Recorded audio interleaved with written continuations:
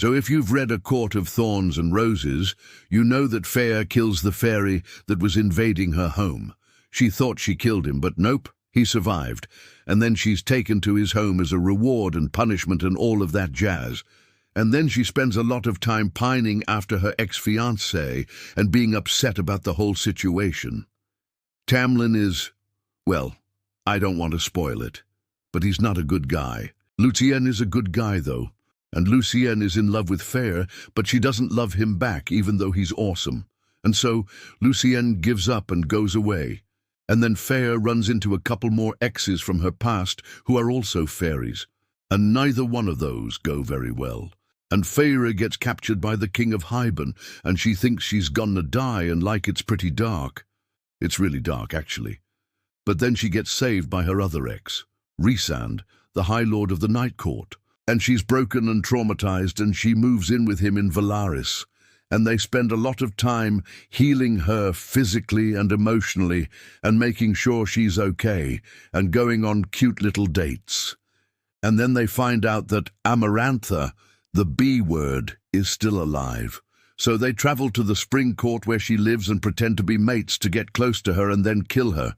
But this time, when Feyre kills someone, she doesn't feel bad about it at all because this woman is truly evil. But then at the end of the book, we find out that Nesta and Elaine, Feyre's sisters, have powers and that the book isn't over yet.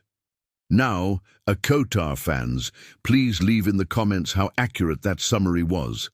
Let me know how I did. Also, let me know your thoughts on Lucien. Do you think he deserved better? You guys always have such great opinions, and I'm curious to hear them. Hey guys, welcome back. For anyone new, hi, I'm here. This channel is all about fantasy books and TV shows. If that sounds like your cup of tea, maybe hit that subscribe button. I'd really appreciate it. Today, I'm doing something a little different. I'm reading the first chapter of A Court of Mist and Fury.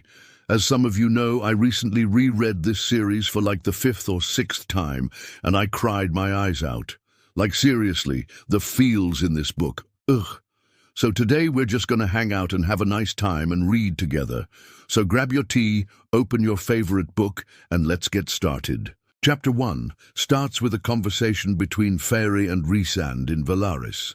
Now, I know we didn't see this conversation in ACOTAR, but I think Sarah J. Maas wanted to remind us of how different Feyre and Rhys's views are. Feyre says, "I told you, no need for you to keep guarding me." And Rhys replies, "I do nothing for you." So they're bickering like usual. But then Rhysand continues, "And besides, I haven't had your scent to myself long enough. It would break my heart to let you go now." Then Feyre demands that he tell her why he saved her, and he responds with, "Because I take what I want." That was probably another opportunity for Feyre to bring up how he took her to his home against her will and all of that. But honestly, Feyre wasn't ready to remember any of that yet. She was still living in denial, and to be honest, I can't blame her. The two continue to talk for a while longer, and when Rhysand leaves, Feyre begins to remember things. She remembers him dragging her across the floor after he brought her to the library and touched her face, remembering that he was there with her every step of the way as she healed. She remembered him torturing the messenger, and she flinched away from the door when she heard him approaching. We then learned that the only reason she was able to keep all of these memories at bay for so long was because of the medicine that she was taking.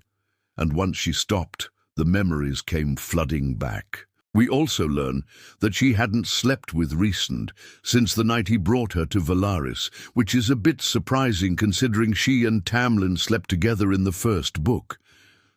But I guess she was still struggling with a lot of trauma. Later that day, Feyre is getting ready to head into town and Rhysand approaches her. Once again, he's shirtless, and she's having a hard time looking at him because of all the scars on his body, especially his face. And then he touches her cheek and asks her what she sees. Scars, old and new, a mouth that has seen too many battles, eyes that have stared into the abyss and come back untouched. She tells him that she sees beauty, but he tells her that beauty is a lie. He says that beautiful things hurt people most of all. I was crafted in the image of beauty, as were you, my lady. Yet beauty has a way of destroying everything it touches. It is the greatest curse and the deadliest weapon in this world. And then the two of them finally leave the house to go to town. I really liked this scene because it kind of showed us how their dynamic works.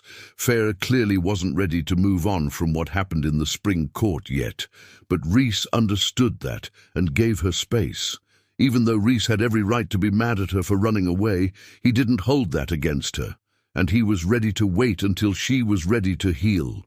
He knew that if he rushed her, it would make things worse. So instead, he made sure to show her that she could trust him, and that's what made him so amazing. He never pressured her.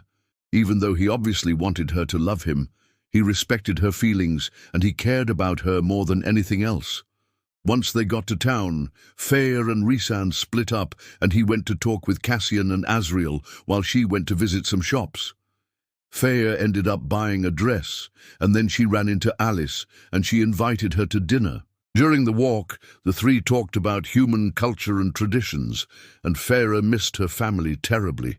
She said, "We celebrated everything. My father would carve an entire ham for Yule, and Mother would brew a special cider.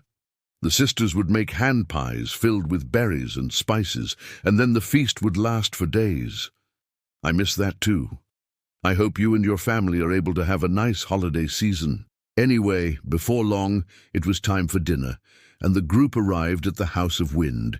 Inside, they met a few members of Rhysand's court, including Amren, who had been gone for a long time, and Helion, who was the sun god. Amren didn't seem too happy to see Feyre, but Helion seemed excited. During the meal, Helion asked Feyre to stay at the house for a few days and look over some artwork that he had. And then the conversation changed to the art of war. But when the topic of Amarantha came up, Feyre changed the subject. Later, when the others left, Feyre sat with Rhysand and Helion, and they continued to talk about war.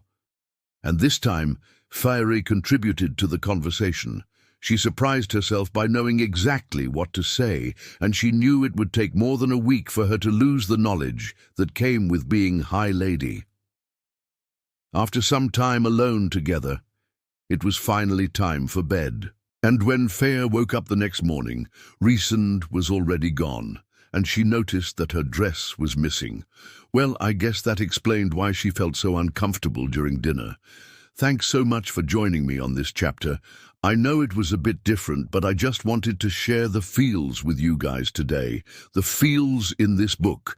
Like, seriously, it was so hard to breathe when I was reading it. Anyway, thanks so much for watching, and I'll see you in the next video. Bye.